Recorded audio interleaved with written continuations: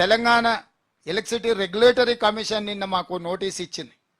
మీరు సబ్సిడీ ముందుగాల సంస్థలకు చెల్లించిన తర్వాతనే జీరో బిల్ ఇవ్వాలని. ఆ మేధావికి నేను చెప్పదలుచుకున్నా, ఇన్ని రోజులు రైతులకు ఉచితంగా కరెంట్ ఇస్తే ఆనాటి ప్రభుత్వం 24 గంటలు ఇస్తుందంటే ఏ రోజైనా ఈ ఆదేశం ఇచ్చినవా?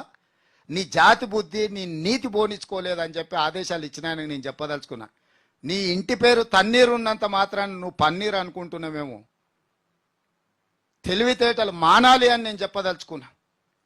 40,000 కోట్ల రూపాయలు బకాయిలు పెట్టి విద్యుత్ సంస్థలకు ఉచిత కరెంట్ ఇచ్చినని గొప్పలు చెప్పుకుంటున్నప్పుడు ఈ తన్నీరుకు ఆ మాత్రము అవగాహన లేదా?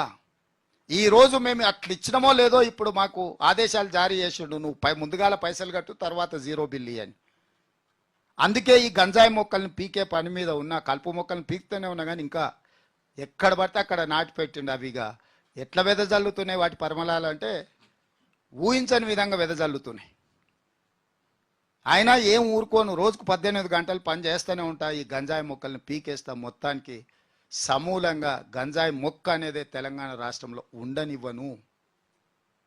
తన్నీర్ గారు గుర్తుపెట్టుకో, నువ్వు కూడా ఎక్కువసేపు ఆ కుర్చీలేం ఉండవు. యథాలాపంగా ఉన్నప్పుడు ఏటేద్దాం అనుకుంటున్నావు నువ్వు, కానీ అట్లేం ఉండదు.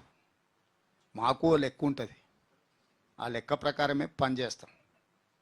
అయినా జీరో బిల్లు 200 యూనిట్లు ఉచితంగా పేదల ఇండ్ల కరెంట్ ఇస్తుంటే కుట్రదారులు ఫామ్ హౌస్లో ఉండి కనుసైగలు చేస్తే కొంతమంది తెలివితేటలు ప్రదర్శిస్తారు. మీరు అడ్డుపడ్డా అడ్డం తొలగించుకొని అవసరమైతే అడ్డంగా మీద ఎక్కించి ఆయన ముందుకెళ్ళి పేదలకు జీరో బిల్లు పథకాన్ని అమలు చేస్తామని చెప్పి మీ ద్వారా నేను చెప్పదలుచుకున్నాను.